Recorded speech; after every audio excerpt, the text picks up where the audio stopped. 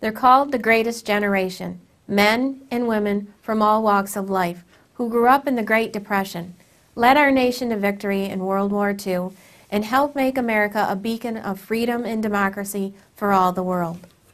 And do they have some stories to tell? I'm pleased to be partnering with the New York State Military Museum and Veterans Research Center to preserve the words and memories of many of our World War II veterans. These stories will be entered into the state's archives, where they will be accessible to researchers, academics, and future generations. Our veterans have given so much to help build a brighter future for all Americans. This tribute is just one small way of saying thank you.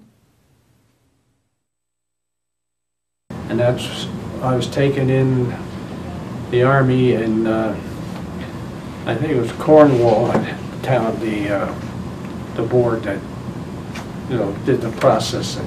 Mm-hmm. And, well, basically, I'd like to read this and probably give you an idea of what I mean to talk about. After graduating from high school in 1943, enrolled in an 8-month course at local business school. However, after only 6 months, the draft board would not grant me the needed extension to complete my course. As a result, entered the Army March 17, 1944. A farm kid still wet behind the ears, never having been away from home for any great length of time. I took my basic training at Camp Leending, Florida. Since my resume indicated that I had been in business school, I was placed in the Army Clerk School training program.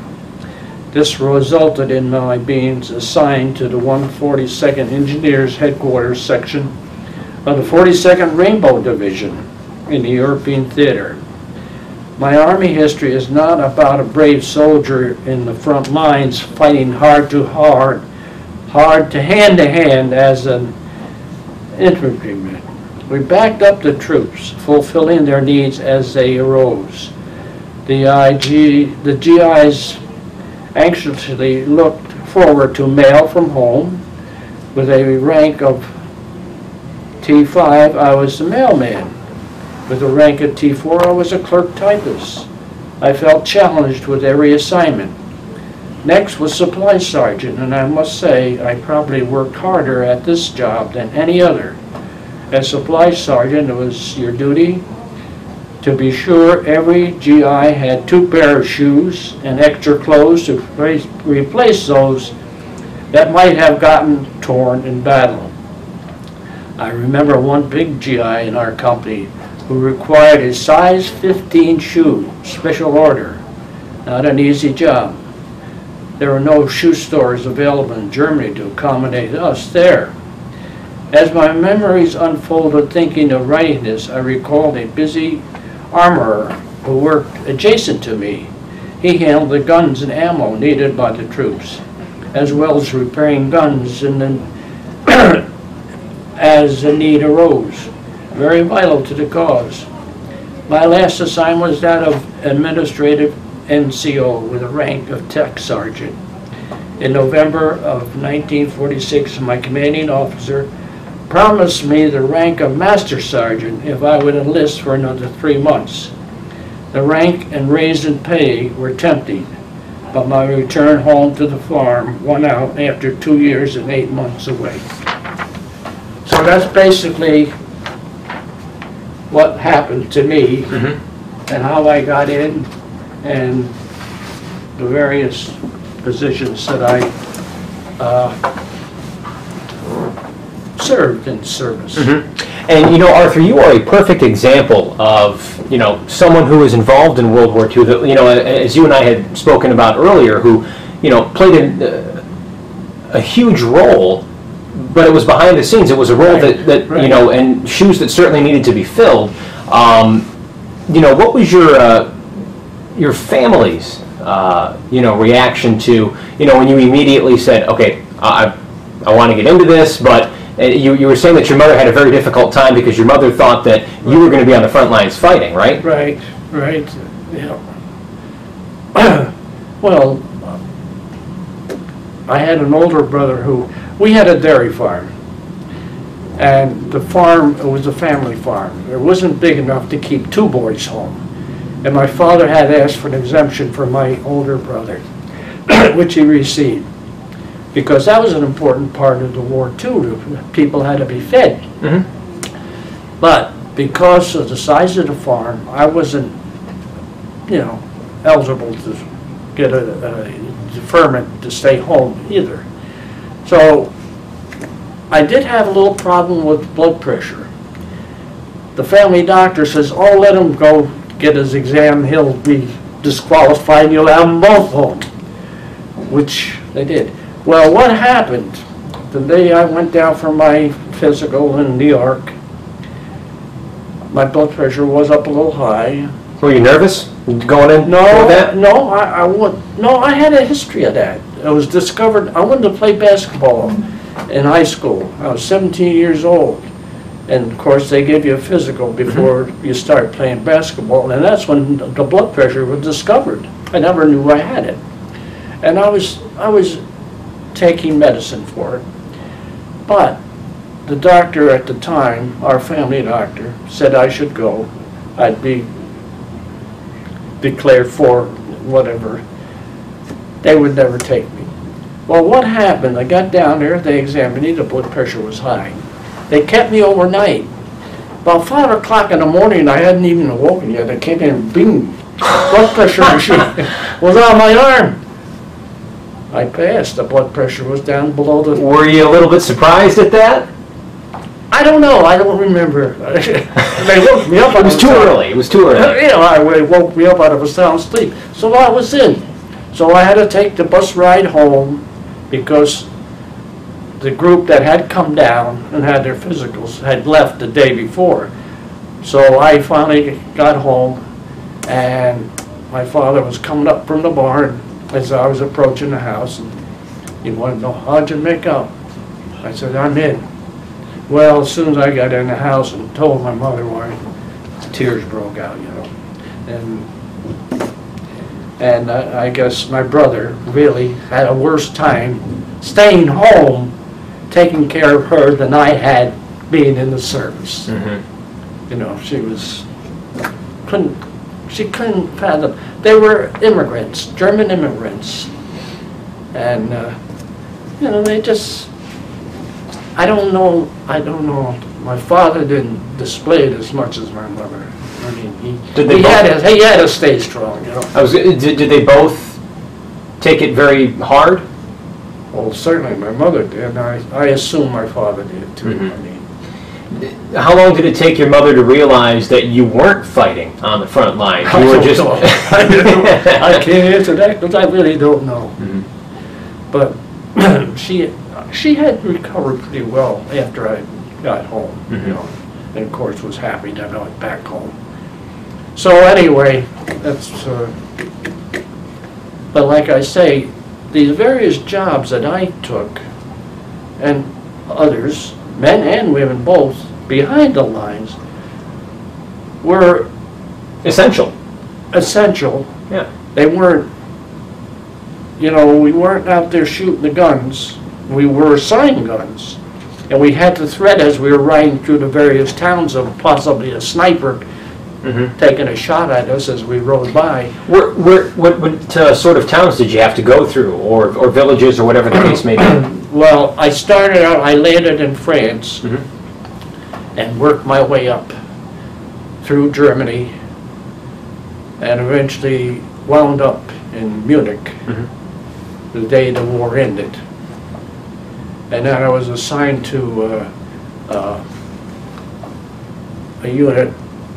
The 42nd was breaking up after the war, and I was assigned to a unit that was to restore the civilians to get back into working group, but getting reorganized, I guess, correct word to word. And that's what I did. And it was a small unit, and as I had mentioned in the earlier message, at that time I had the rank of tech sergeant, and my commanding officer promised me a master sergeant. I rose from a, you know, PFC to a tech sergeant. Could have been a master sergeant had I signed up for those extra 3 months. But I was ready to come home. Missed your family and the farm too much? Did they farm? No, I'm sorry. You said you were ready to come home. Yeah. And was it just a case of you missed your family and the farm too much, or just you wanted to do something different? Well, all the friends that I had worked with, all my buddies, see, I got in later, and it was those first in, first out. So, you know, I saw them go home. I saw them all go home, and I still had to stay there. I didn't have enough time in to come home. And actually, I didn't know what I wanted to do when I came home. I came home, and we had a little go-around one night on the front porch between my brother and I and my father as to who's going to stay on the farm and who's going to go elsewhere. And finally, I decided I'd stay on the farm, which I did, and which, after marrying my present lady here, which incidentally we've been together 62 years, I eventually took over the operation of the farm. So it was, my brother was one who liked the field work. He didn't like the cows. I was the opposite. I liked to work with the dairy and the calves and just the animals, you know, just working with them. I enjoyed that. Going back to what you were saying earlier about going from town to town, did you ever have any close calls where, you know, there were maybe some tense moments where I mean... Well, I had an officer that I was driving for who tipped the bottle a little bit. And he made me stop in this town, made everybody bring out the white sheets flying out of the windows and yakking away. Well, we had a gun mounted on the side of the truck. And I'm sitting there and I'm thinking, oh, this dope, you know, these people can't see through, this guy is half loaded, which he was.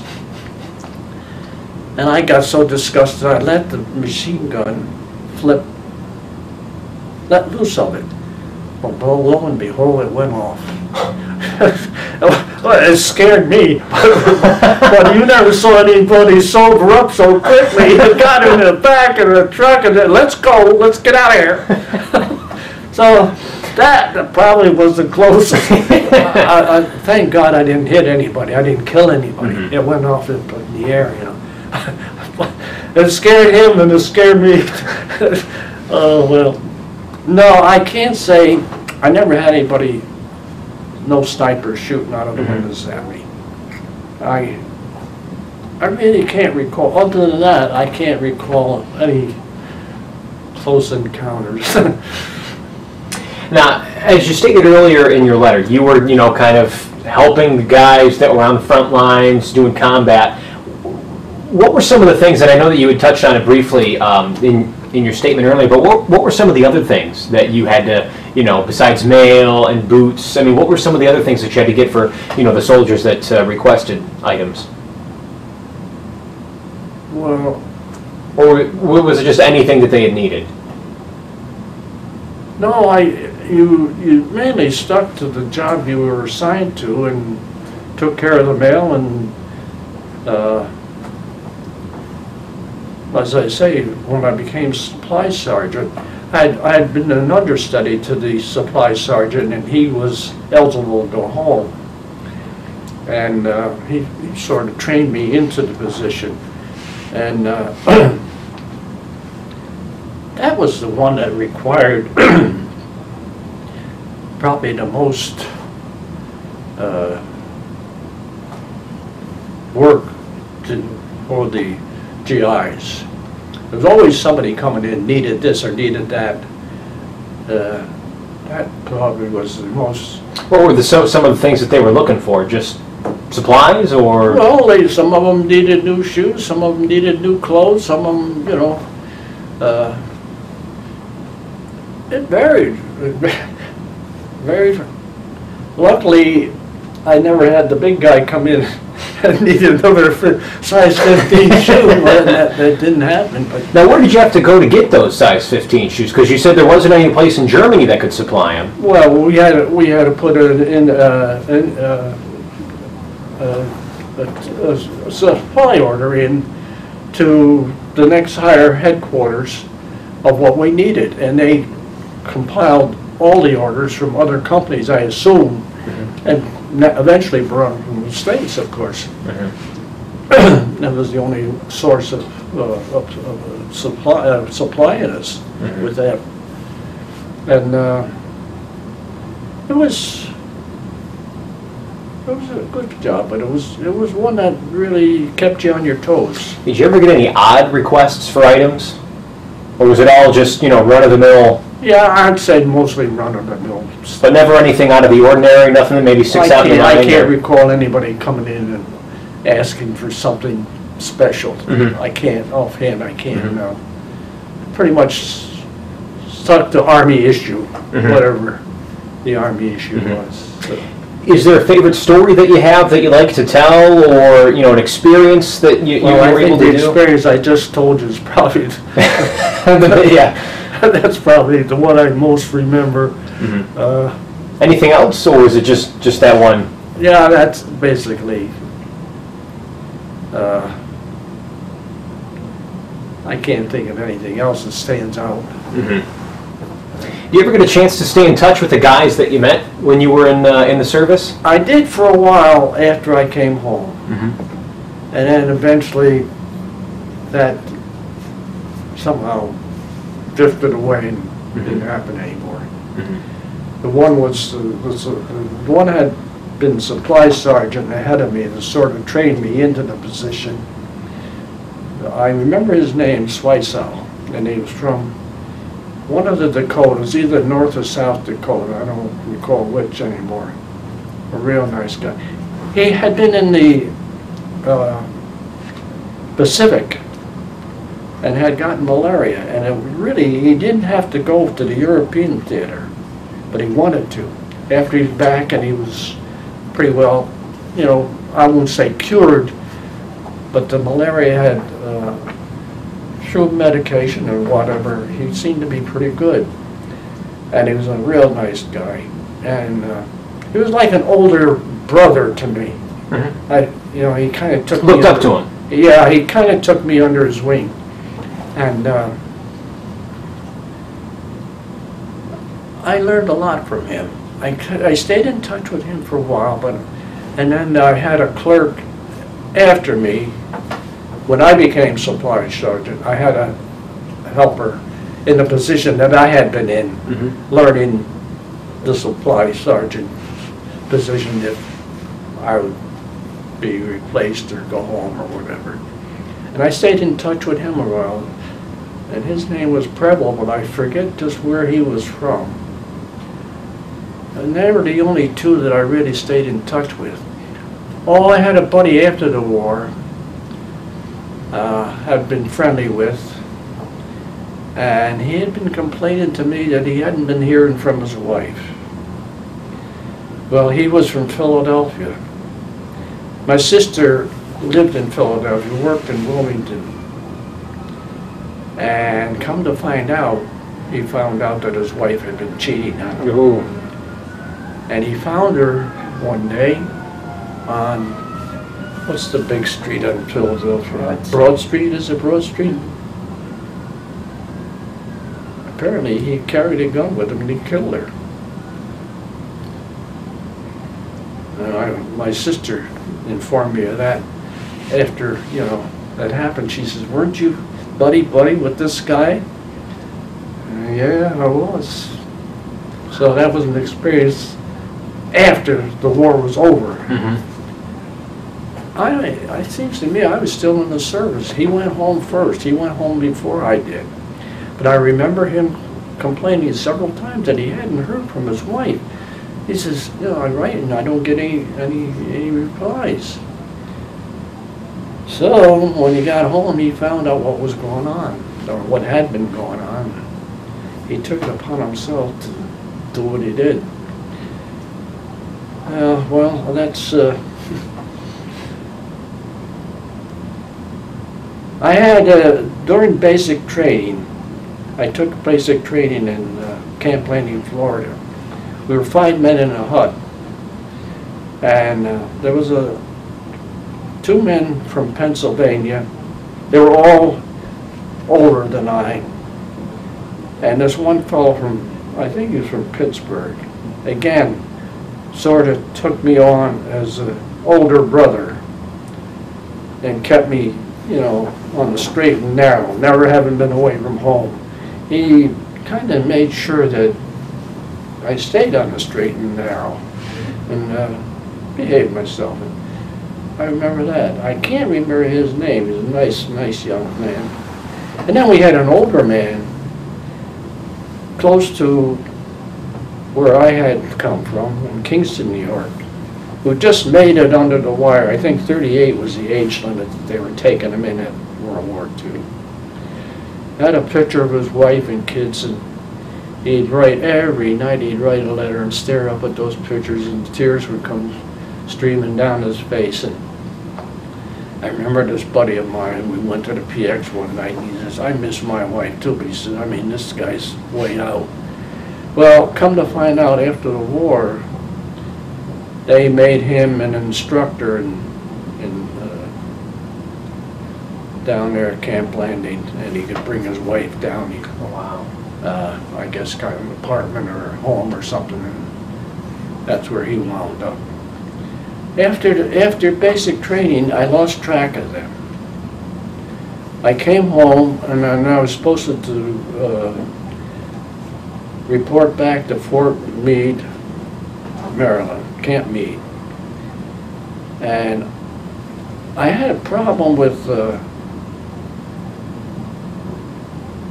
was it eczema on my hand, or I don't recall just what. I got delayed anyway, and I lost that group that I had come up with, had gone through basic training with, had already gone through Camp Meade and had been reassigned. So when I finally did get there and got reassigned, I had no contact with any of the old gang. And that's when I wound up in Oklahoma, Camp Gruber, Oklahoma.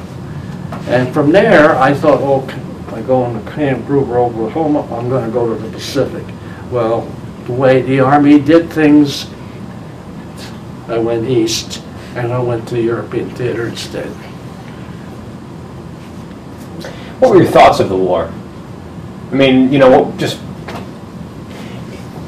for someone that may be seeing this interview in 100 years from now, and you wanted one lasting message or one lasting thought, or you know, whatever the case may be, you know, about World War II. Well, as I said, I got in later, and things have progressed quite well for the U.S. Army and the British Army.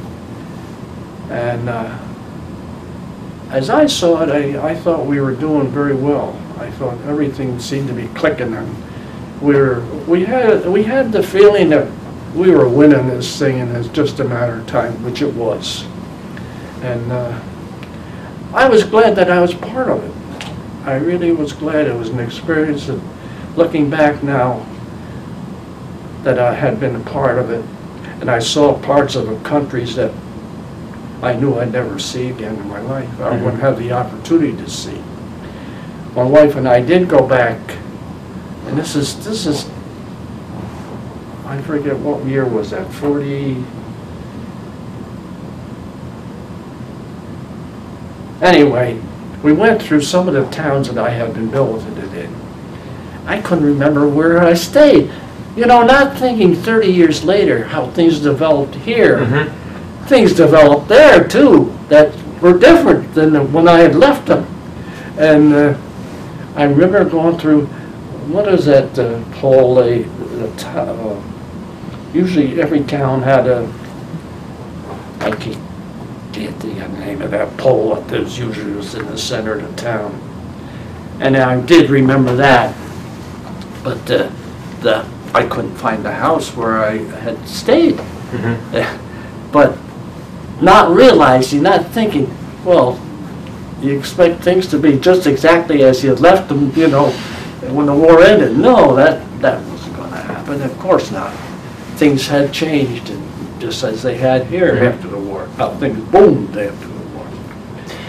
Now, Arthur, if we could, you brought in a display of some of your medals here. So if we could get you to, you know, maybe describe each medal and what you did briefly to be able to get those medals.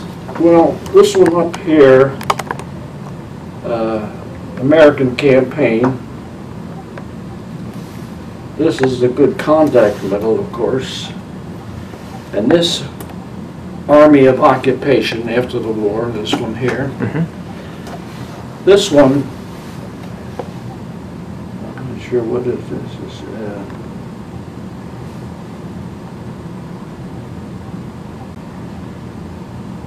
African Middle Eastern Campaign. I didn't even know I had that one. And then World War II. And this was my final rank. And there's a few pictures of basic showing how we got shaved down at Camp Blanding with hot water in your helmet. And it's a few remembrance of.